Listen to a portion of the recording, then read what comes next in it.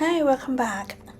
I've been using white nice watercolor for some years now, both in tubes and pen.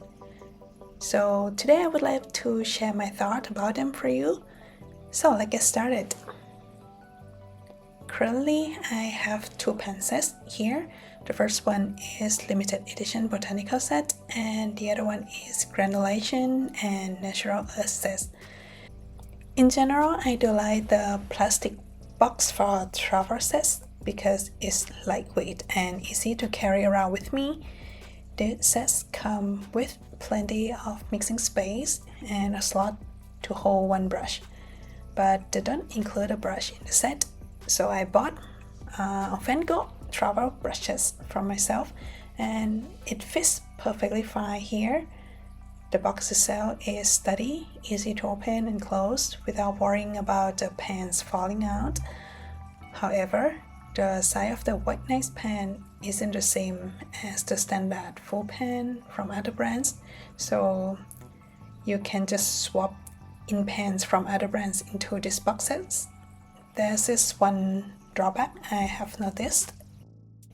Starting with the Botanical Set, I really like how pigmented most of the colors are in the pen.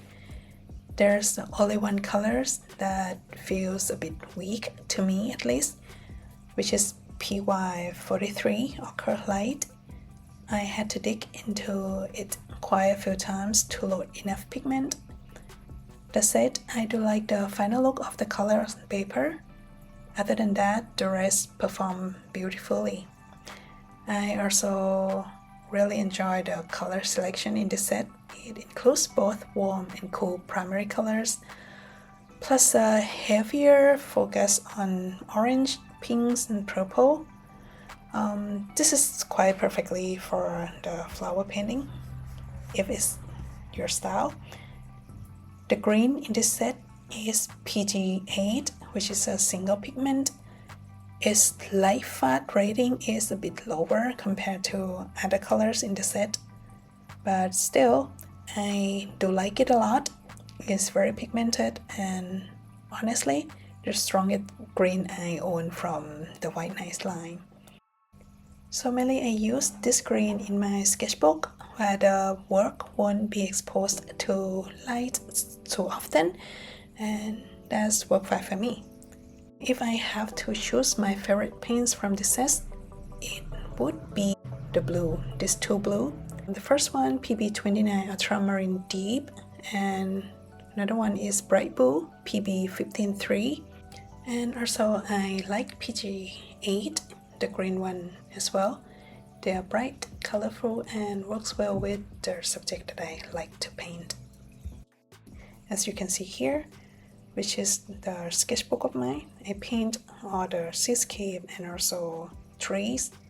This green fit perfectly fine with my subject, with the mist area around here, and also the seascape that I paint with the blue underwater world. Yeah, I really like it. Now for the Granulation and Natural Earth Tone Set. There's some pigments in the set that I really enjoy using it. However, the three colors that I feel a bit weak and harder to load onto the brush. They are these three colors: 634 PBR7 here, 633 PR102, and also 561 Turquoise Rose Mist. And because of that, I don't reach for those three as often as I expected. The three green shades are quite nice, as you can see here, but in reality I find myself preferring the PG8 from the Botanical Set more, and I also tend to mix my own green instead of using the premix one, so maybe that's why these three of the green pans sit in my palette untouched for a while. As for the granulation effects, the strongest one are definitely Scarlet Mist 389 and Ruby Mist 387 right here.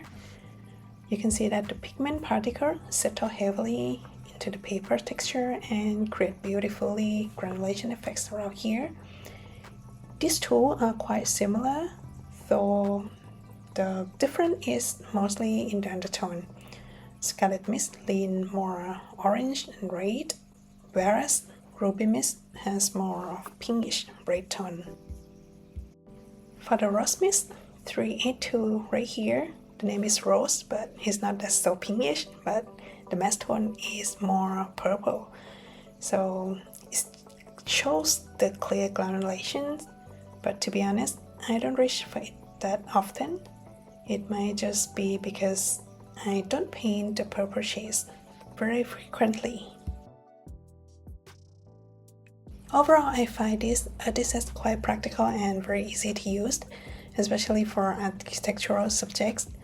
I often reach out for the yellow tuff, this one 268, and also red brown hematite, this one 386 PBR7.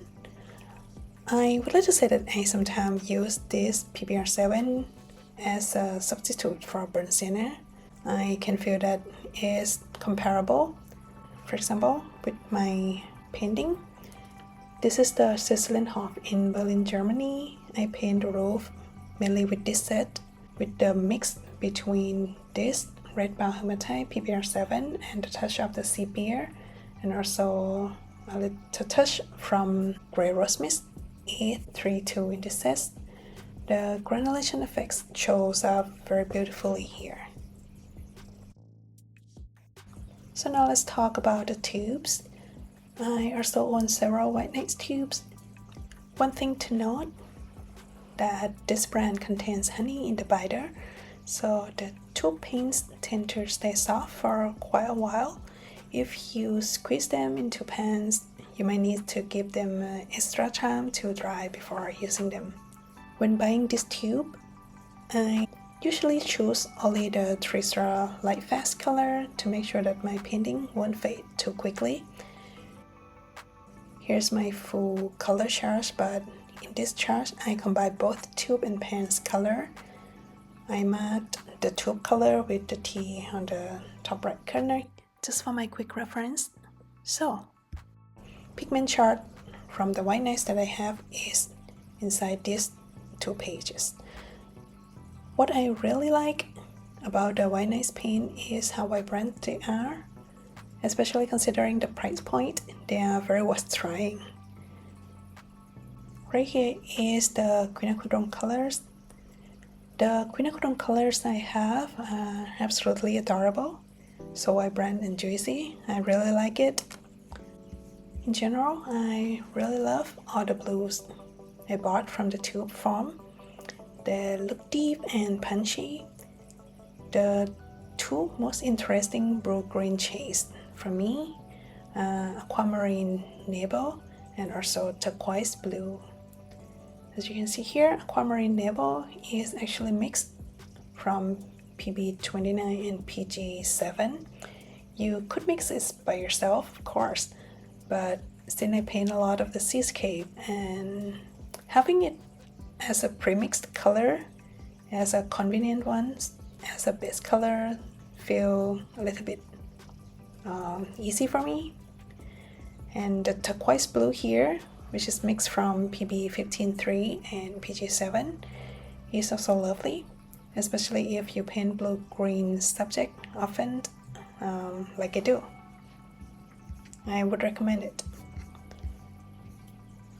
As for the earthy tone colors up here, I've noticed that some of them are not as pigmented as I expected. Sometimes it's quite harder to load enough pigment in one sweep, even from the tube, like raw sienna and raw umber here. This feels similar to the weaker granulation pans that I mentioned earlier. However, one interesting thing is that the PBR7 colors, burnt sienna and burnt umber here, from the tube is so pigmented and perform really well. Comparing PBR7 from the granulating pan set that I mentioned earlier, the red brown hematite, to the burnt sienna, you can see here, is comparable. They are very close in the undertone color because it's come from the same pigment. The main differences are opacity and staining strength. For me, I use them interchangeably without any problem. I really love them both. So this shade is on the list one of my all-time favorite colors, and I probably couldn't live without it. So last but not least, if you enjoy using darker shade of the colors like black with the strong granulation effects, I would recommend Mars Black. It's one of my favorites as well. The granulation is beautiful in my opinion. So these are all my experience with this white night sets. Hope this gives you a helpful information if you are thinking about trying them out. Thanks for watching and see you in the next video.